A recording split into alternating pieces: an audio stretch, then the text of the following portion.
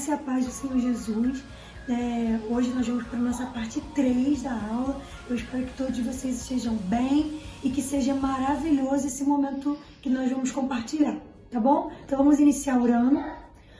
Senhor, nós oramos a Ti, nós pedimos, Senhor, para que o Senhor possa abençoar-nos, que através da Tua palavra, os conhecimentos, Pai, que vamos adquirir, possam ficar registrados em nossa memória, que seja um momento maravilhoso na Tua presença, Senhor.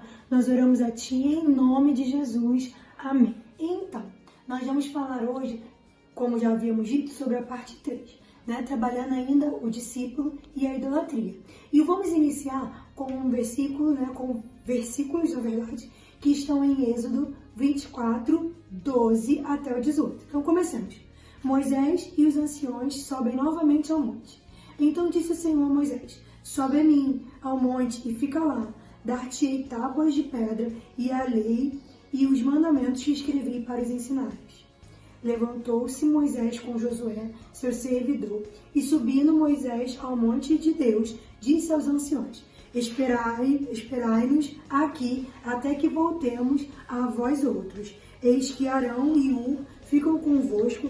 Quem tiver alguma questão se achegará a eles. Tendo Moisés subido uma nuvem, cobriu o monte. E a glória do Senhor pousou sobre o monte Sinai, e a nuvem o cobriu por 6 dias. Ao 7º dia, do meio da nuvem, chamou o Senhor a Moisés. O aspecto da glória do Senhor era como um fogo consumidor no cimo do monte, aos olhos dos filhos de Israel.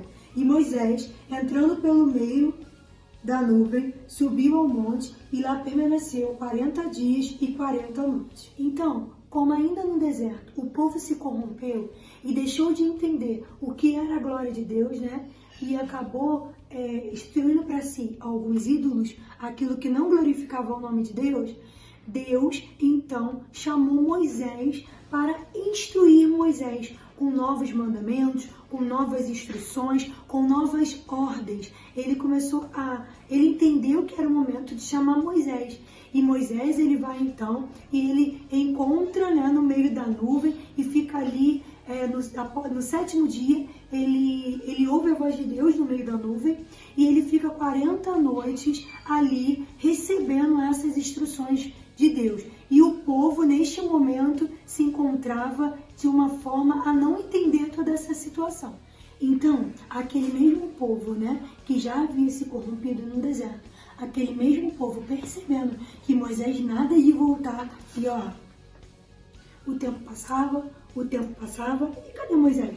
Moisés não voltava. E aquele povo, que havia vivido muitas experiências com Deus, ainda sem entender muito bem qual era esse Deus deles, chamou então Arão para perto e falou assim: olha, já que ele não volta, poxa, vamos fazer um Deus para que nós possamos adorar.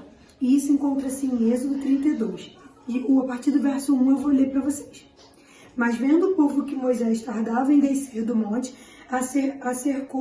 acercou-se de Arão e lhe disse: levanta-te, faz-nos deuses que vão adiante de nós, pois quanto a este Moisés, o homem que nos tirou do Egito, não sabemos o que lhe terá sucedido. Engraçado, gente? Porque eles falavam, nós não sabemos cadê Moisés. Eles não conseguiam compreender com os olhos espirituais e perceber que o próprio Deus que tirou eles do Egito, agora estava novamente instruindo Moisés para a vida deles. E como eles não conseguiam ver isso, eles chegam até Arão para pedir um suporte a outros deuses. Disse-lhes Arão: tirai as argolas de ouro das orelhas de vossas mulheres, vossos filhos e vossas filhas, e trazei-las. Então todo o povo tirou das orelhas as argolas e as trouxe a Arão. Este, recebendo-as de suas mãos, trabalhou o ouro com buril e fez dele um bezerro fundido. Então disseram: são estes, ó Israel, os teus deuses que te tiraram da terra do Egito. Arão, vendo isso, edificou um altar diante dele e, apregoando, disse: amanhã será festa ao Senhor. No dia seguinte, madrugaram e ofereceram holocaustos e trouxeram ofertas pacíficas, e o povo assentou-se para comer e beber e levantou-se para divertir-se. Então disse o Senhor a Moisés: vai, desce, porque o teu povo que fizeste sair do Egito se corrompeu, e depressa se desviou do caminho que lhe havia eu ordenado. Fez para si um bezerro fundido, e o adorou e lhe sacrificou, e diz: são estes, ó Israel, os teus deuses, que te tiraram da terra do Egito. Disse mais o Senhor a Moisés: tenho visto este povo, e eis que é povo de dura serviço. Então, aquele povo que havia vivido grandes experiências com Deus, né, como o Deus que libertou-os do Egito, este mesmo povo, ele foi capaz de se corromper e esquecer todas as maravilhas que haviam vivido. Mais para frente, o povo hebreu, ainda convivendo com pessoas pagãs, né, com um povo pagão, novamente se corrompe e esquece do Deus que era o Deus da vida deles. O povo de Israel rapidamente se esqueceu de todas as orientações que Deus havia dado a eles, a que deuses não adoraram, o que deve fazer ou não. E por influências pagãs, eles começam a adorar outros deuses com muita rapidez. Em Levítico 26:1, essas orientações, elas são claras, né? Quando, por exemplo, diz assim: não fareis para vós ídolos, nem vos levantareis imagem de escultura, nem estátua, nem poreis figura de pedra na vossa terra, para inclinar-vos a ela, porque eu sou o Senhor, o vosso Deus. Então, a todo tempo, Deus mostra àquele povo que Ele era o Deus da vida deles e que Ele era aquele que deveria ser adorado. Mas o povo de Israel, ainda assim, né, por influências vizinhas, continuava com a postura de tanto adorar ao Deus, ao Senhor, nosso Deus, como também a outros deuses pagãos, deuses de estátuas, de pedra, de estruturas, que eles iam criando. Então, na verdade, eles não conseguiam adorar um único Deus. Esses atos pagãos, eles ainda encobrem a nossa sociedade e eles ainda existem no nosso meio. Ainda existem no nosso meio pessoas que adoram a Deus e adoram a outros deuses, a outros seres que não têm nenhuma força espiritual, né, como o nosso Deus tem. E isso ocorre muito porque ainda muitos líderes, e como naquela época também, eles confundem o povo, introduzindo no meio desse povo estruturas e outros deuses, que parecem ser outros deuses. Então, o povo, por exemplo, ele se confunde, né? E ele adora o sol, adora a lua, e acaba trazendo essas culturas como uma cultura de adoração. E não entendem que a natureza é uma coisa criada por Deus, mas que toda a nossa adoração, ela deve ser rendida ao nosso Pai, o nosso Senhor, que é o nosso Salvador. Esse mesmo pensamento, né, que o povo de Israel, então, começa a solicitar por um rei fisicamente, né, um homem que reinasse sobre eles. E nesse momento, o povo de Israel, ele rejeita, né, o reinado de Deus, e ele pede por um rei, né? E nesse período, após ali os juízes, então é estabelecido um rei. E aí nós vamos ver isso em 1 Samuel 8, a partir do 1, que nós vamos descobrir quem é esse rei. Se você já sabe, fica aí comigo para você conferir. E diz assim: tendo Samuel envelhecido, constituiu seus filhos por juízes sobre Israel. O primogênito chamava-se Joel, e o segundo Abias. E foram juízes em Berseba. Porém, seus filhos não andaram pelos caminhos dele. Antes se inclinaram à avareza e aceitaram subornos e perverteram o direito. Então, os anciões, todos de Israel, se congregaram e vieram a Samuel a Ramá. E lhe disseram: vê, já estás velho, e teus filhos não andam pelos teus caminhos. Constitui-nos, pois, agora um rei sobre nós, para que nos governe com o que tem todas as nações. Porém, esta palavra não agradou a Samuel, quando disseram: dá-nos um rei para que nos governe. Então Samuel orou ao Senhor. Disse o Senhor a Samuel: atende a voz do povo em tudo quanto te diz, pois não te rejeitou a ti, mas a mim, para eu não reinar sobre ele. segundo todas as obras que fez desde o dia em que o tirei do Egito até hoje. Pois a mim me deixou e a outros deuses serviu, assim também o faz a ti.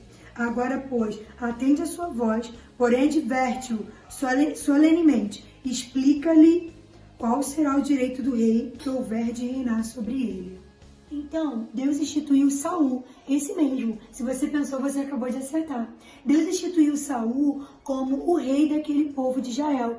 Mas Saul também era um homem muito obstinado, bem como o povo de Israel. E breve se corrompeu. Vamos ver onde está isso? Está em 1 Samuel 15. Eu vou resumir para vocês. Deus fala assim, que era para ele ir, né? E matar a todos. E aí Saul faz assim, ó. Então feriu Saul os amalequitas, desde Avilá até chegar a Sur, que está de frente do Egito. E diz assim, e Saul e o povo pouparam a Agag, e o melhor das ovelhas e dos bois, e os animais gordos e os cordeiros, e o melhor que havia, e não os quiseram destruir totalmente. Porém, toda coisa vil e desprezível destruíram. Então veio a palavra do Senhor a Samuel, dizendo, arrependo-me de haver constituído Saul rei, porquanto deixou de me seguir e não exercitou as minhas palavras. E não executou as minhas palavras. Então Samuel se contristou e toda a noite clamou. O que nós percebemos na atitude de Saul é uma atitude de não cumprir, de desobedecer uma ordem de Deus. Deus mandou que todo aquele povo, tudo que houvesse naquele local fosse aniquilado, fosse destruído. Mas Saul fez aquilo que o coração dele achava que era o melhor e desobedeceu ao nosso Deus. E isso entristeceu muito o coração do nosso Deus e provocou arrependimento no nosso Pai. O nosso Pai, ele tem muito amor e muito zelo pelas nossas vidas. E é muito importante que nós estejamos atentos à voz de Deus. E não só atentos à voz de Deus, mas principalmente dispostos a obedecermos a Deus. Somos discípulos, sim, de Deus. E somos também aqueles discípulos que obedecem ao Pai, que obedecem ao seu Senhor.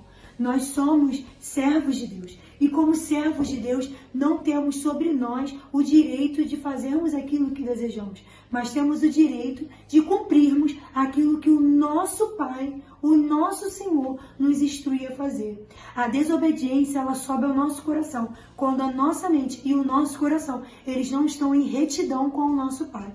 Por isso, examinar as Escrituras, orar e buscar a Deus, nos põe no caminho adequado para estarmos retos e sermos servos e cumprirmos aquilo que é o desejo do nosso Pai. Olha, eu estava bem com saudades de vocês. A nossa aula termina aqui. Na próxima semana, vocês vão ver a parte 4. Mas eu espero que tenha ficado bem cravado no teu coração que obedecer é o que agrada ao nosso Paizinho. E que quando nós obedecemos, nós somos muito felizes. Saul poderia ter tido um final muito melhor se ele não tivesse posto o seu coração nas coisas do mundo, mas tivesse assentado no seu coração que o que ele deveria fazer era o que Deus havia o instruído a fazer. Então, se você quer ter uma vida reta com Deus, feliz com nosso Pai, cumpra aquilo que Ele te chamou, cumpra aquilo que Ele pediu para você fazer e seja obediente. Vamos testar? Comece sendo obediente dentro do seu lar. Comece sendo obediente com os teus pais, com os teus avós, com os teus professores, com os irmãos da igreja, com os amigos. Quando nós somos obedientes em nosso lar, em nosso meio social, é o primeiro passo de que nós também seremos certos e teremos como ser obedientes ao nosso Pai Eterno. Eu espero que tenha sido para vocês tão maravilhoso quanto foi para mim. Um grande beijo e uma boa semana a vocês.